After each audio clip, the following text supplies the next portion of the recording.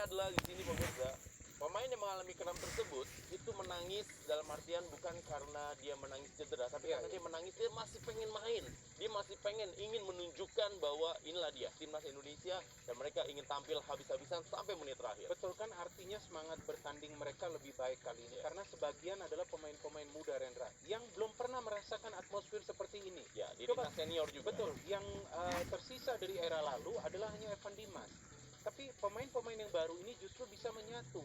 Nah, saya kira bahwa semangat kebersamaan ini yang membuat mereka juga bisa tampil energik hingga menit-menit akhir lawan Thailand. Ya, jadi kalau kita bicara seperti ini pemirsa, bahwa salah satu hal yang mungkin perlu diperbaiki dan juga perlu mendapatkan sebuah mungkin adalah perhatian khusus adalah bagaimana Indonesia tidak boleh kemasukan gol-gol yang mudah. Ya, itu dia. Jadi ini masih sering terjadi dari mulai kita siaran di Asian Games. Betul sekali. Betul sekali. Kok Ya. betul sekali? Emang kita kita siaran lah ya, dan itu viral lewat itu ya. Jadi dari zaman Asian Games kita sering kemasukan gol-gol yang boleh dikatakan terlalu mudah. Betul. Walaupun akhirnya kita berhasil menyamakan, tapi memang hal itu mungkin harus kita kikis ya. Jangan sampai seperti itu juga, Bung. Ya, dan juga dengan pelatih-pelatih yang berbeda, Rendra. Ya. Mau pelatihnya Luis Mia, kemudian Simon McManamy, ya kan, Indra Syafri, dan juga sekarang Sintayong, tetap saja kelemahannya di lini pertahanan.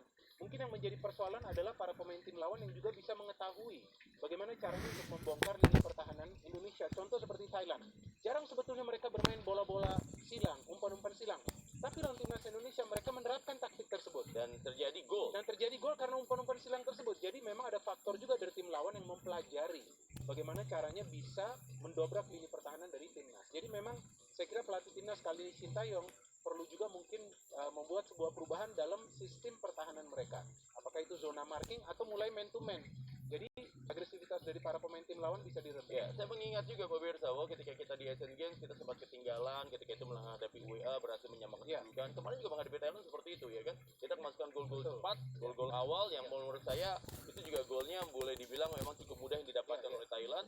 Ya, tapi untungnya kita berhasil menyamakan kedudukan. Tapi kan kalau misal bahasanya terjadi bahwa wah kalau itu terjadi gol, mungkin kita lebih mudah lagi kerjanya gitu kan. Tapi ya itu balik lagi. Makanya ada beberapa hal memang masih harus diperhatikan dan diperbaiki dari timnas Garuda. Betul, dan yang perlu kita cermatin adalah Thailand itu tidak banyak mendapatkan peluang emas, Rendra, kecuali dari umpan-umpan silang tersebut. Jadi artinya walaupun secara possession mereka unggul, tapi efektivitas mereka untuk penetrasi ini tidak sebegitu baik karena timnas Indonesia menerapkan apa yang kita sebut low pressing. Jadi mereka betul-betul bertahan ke dalam. Cuman yang menjadi persoalan adalah untuk mengawal pergerakan pemain tanpa bola. Siapa pemain yang tanpa bola itu perlu diwaspadai pergerakan.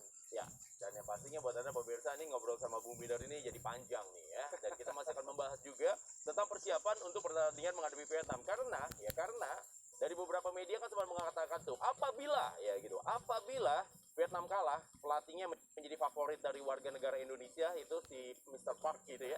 Kabarnya akan mengundurkan diri. Itu akan saya bahas bersama dengan Bung Bidar ya setelah pesan-pesan yang berikut ini.